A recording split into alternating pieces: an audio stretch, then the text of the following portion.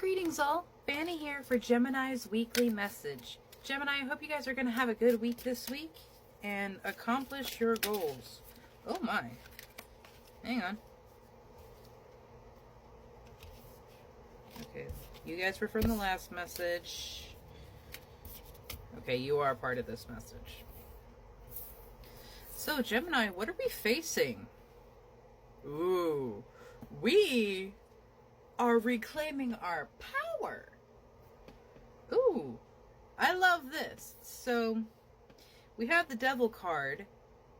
It's called the Shadow here in the Celtic Tarot that I'm using today. This is one of my favorites because it is so ingrained and telling of Celtic mythology, which is actually the one that I lean towards most, as opposed to Norse or Greek. So I had to cover up parts here. The Shadow is the Devil's card.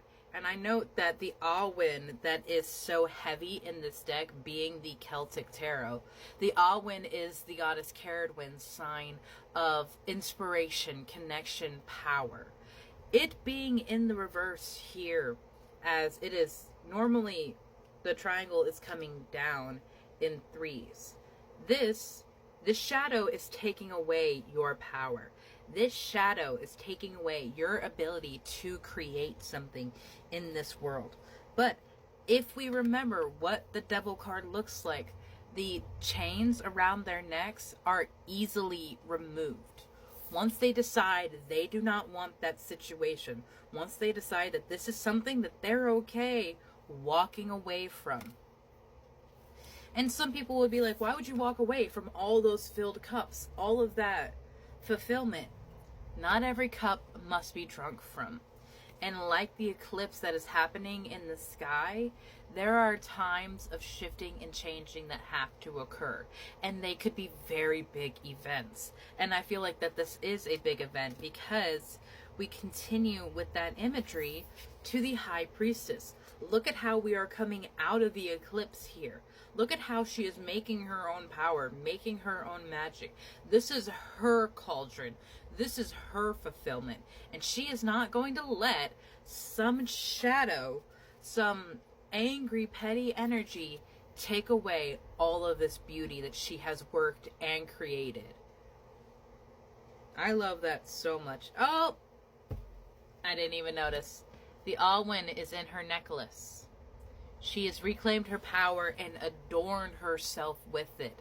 That this is something that is not only coming from the heavens, but ingrained in who she is as an individual. And that is just so badass. And for the reason why I love this deck. It's one of my favorites.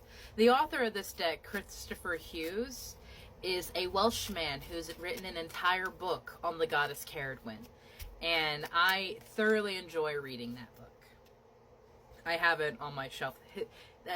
That's actually the entire reason I bought this deck. It's because I saw his name. You have the 10 of Shields coming in for you. Look at that. Fulfillment. You didn't need those shadow energies because you made your own fulfillment. I'm even looking at this guy here. Like, make sure that those people, when you get to a place of happiness, aren't taking it from you, aren't saying like, okay, now that we're here, I have to handle all these things about the relationships. Like, no, we are partners. We are equal. There is no one person is in control of the relationship. But that might just be my personal views upon it. And this could go for business relationships, friendships, home lives, whatever it is. People that have very different mindsets can quarrel on how they believe things should be done. Communication is so important, my love. You have the King of Shields and the 6. Oh my God, yeah. Look. He's having her rub his feet. That's, no. Don't let someone take away your power. Don't let someone belittle you to that place. You don't have to be a servant or subservient to someone simply because there is someone that is physically stronger than you, or they are in a higher position of power. Those people are bullies. And they will always try to take away your power, try to become this shadow. And the more you fight for yourself, the more people try to fight back and push back because they see how strong you are. And they take it as a challenge of, can I break them? Can I wear them down enough to make them mine? No. Be resilient, Gemini. Know when a situation is for you and when a situation is not for you. Don't be afraid to walk away from something. Remember, you have the power. You have all the power. Dragon Slayer. This card is very interesting because it's from my favorite Oracle deck. And I have seen this as, I am the protector over everything that I have created, or I am a prisoner under this dragon's rule. And I feel like the prisoner is in this stance here. But my love, the chains are only as strong as you make them. When you decide you deserve love, when you decide that this is not where your happiness lies, and you deserve to go and find it, the universe starts making those moves, and they present to you challenges. Okay, are you going to continue with this, or are you going to stand up for yourself and make your way out? And the more you communicate with them that you want your freedom, you want to get away, they will start shifting and moving things. Be open to the change. That is the key right now. I am saying this as a stubborn person who does not like things shifting around her. Be open to the changes that are coming in, because they are for your greatest and highest good. They are for your happiness, for your power.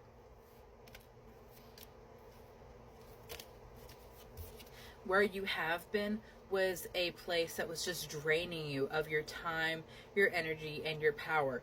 It was not serving you to continue and wallow around in that sadness, in that pity and darkness. So we look to our new beginning. We look to our own power and how much we have done for ourselves, how much we have accomplished and overcome ourselves. We look to the people that inspire us. We look to the people that have overcome their challenges and say, you too can do this. You too can find your happiness, because it's your right. It comes slow and steady. Of course, we live in the physical, mundane realm. And that's the hardest thing to hear about this, is like, yes, things will move slow and steady. Things will not happen overnight like the way we want them to. But while this situation and relationship falls apart, you will be flying above the disaster. You will be getting a bird's eye view and understanding why that situation did not work, what you did and did not want from it. And it is through those learnings, it is through those challenges that we decide truly what it is happiness looks like for us. And fine-tuning that, giving it a very clear image, helps so much in our manifestation and our creation of our dreams and happiness, because we're basically putting in our Amazon order to Spirit and say, just using myself as an example, Spirit, my happiness is land in the mountains that is my own. Being able to go camping any day of the week that I want. I know exactly what is in my food because it came from 5 feet away. My children will grow up happy, playing in a safe area. Their food will be clean, and they will not be afraid of who they are, because they will be raised in an environment that tells them they are loved every single day. That is what I want. What do you want, Gemini? What is true happiness for you? And be as mystical and magical about it. I want to build a tiny house community of hobbits. The equivalent of, basically. Where people of the pagan, metaphysical, or occult can realize that they are safe and they're not going to be chased out. Because belonging is a very difficult thing in this world when you are different in any way. But it is worth our fight, and it is worth our struggle to find our place to belong. Have a beautiful day, Gemini.